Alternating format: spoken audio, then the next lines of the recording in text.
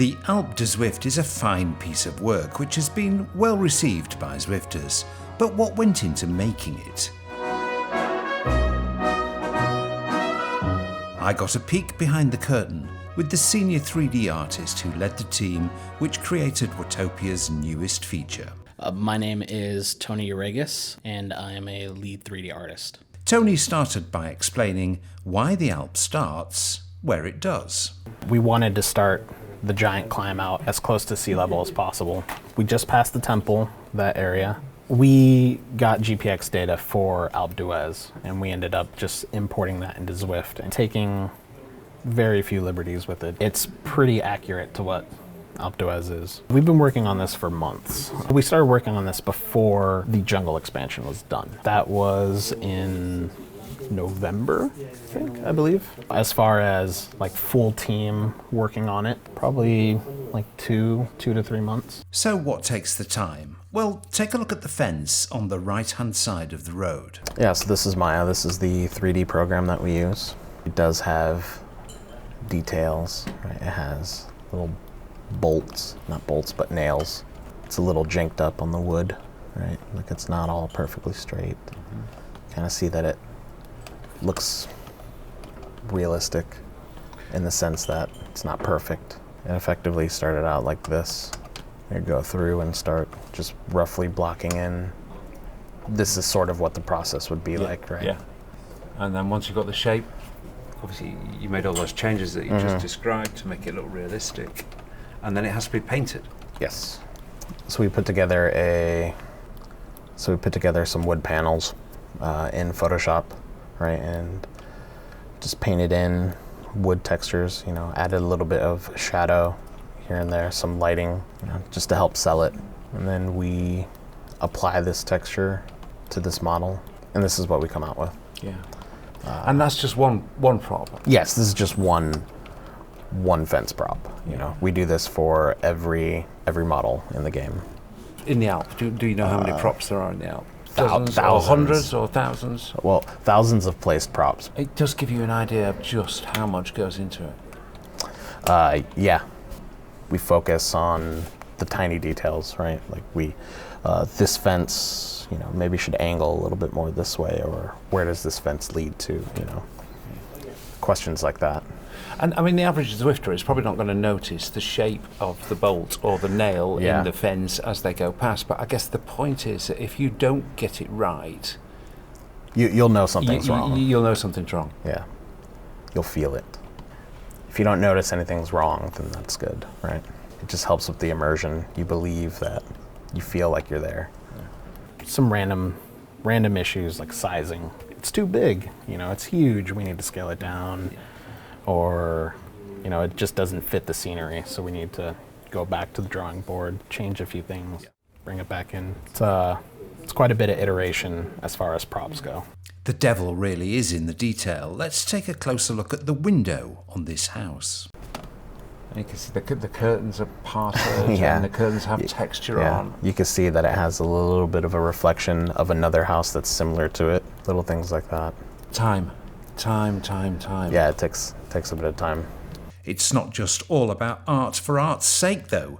Tony and the team have to make such a long climb doable, and they use the landscape to urge Zwifters onwards and upwards. We focus on kind of the carrot in front of you, right? We always want something in front, something that you can see in the distance. You're like, ooh, I need to get there. And then right after that, ooh, I need to get there again. You know, what can we put on each road that kind of keeps it exciting? Because this is it's a long climb. It'll take people some time. Technically, this road has brought on some challenges, like with our tech.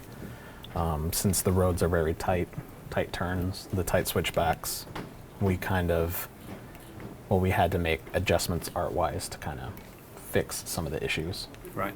Like adding snowbanks, modeling out snowbanks, modeling out terrain around problem areas. Right.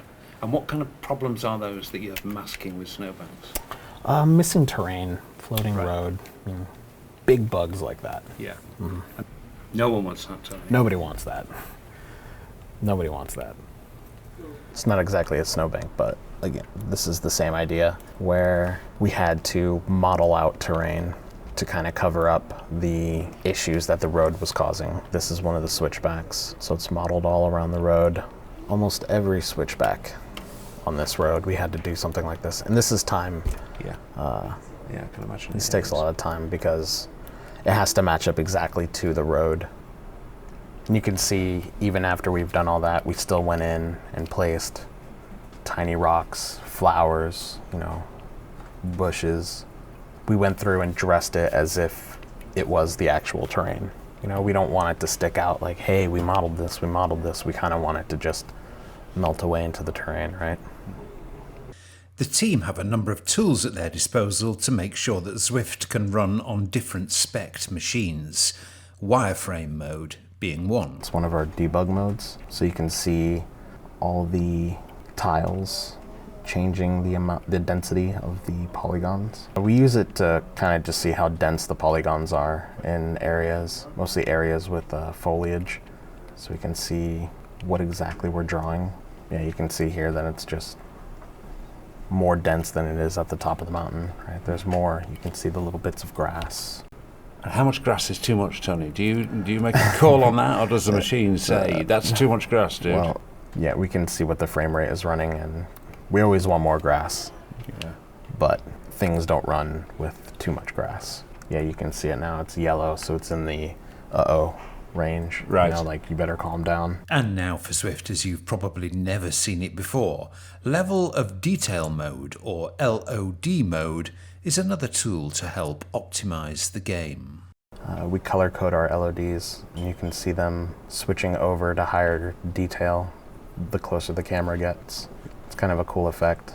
The red is 0, purple is 1, and blue is 2. So blue is lowest end. This will probably be iOS. 1 is, you know, lower end machines, and then 0 is right in your face, right, like right as the camera's passing it. And again, this is an indication to you of how hard Zwift is asking a computer to work, effectively. Yeah. If we were this far from the mountain and everything was red, that would be cause for concern. Right. Just because it's drawing the highest level of detail on a big far canvas. away, Yeah. where you don't need it. Yeah.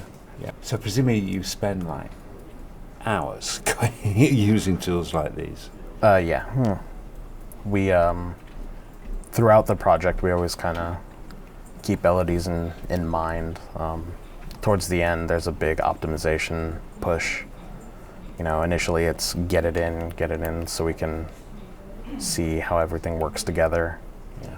And then we'll optimize it, we'll make it work. What ideas didn't make it into the final version of the Alpe to Zwift? Here's one of Tony's wilder thoughts. I would like to make it a no turnaround road. Right. Once you start it, that's it. Oh, I see. Okay. And if you either finish or quit the game. Yeah.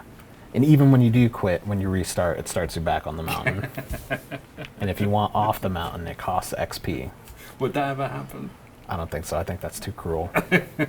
He's changed a lot. It was going to be some sort of giant visual, like LCD screen telling you times and, you know, your current time, leader, right?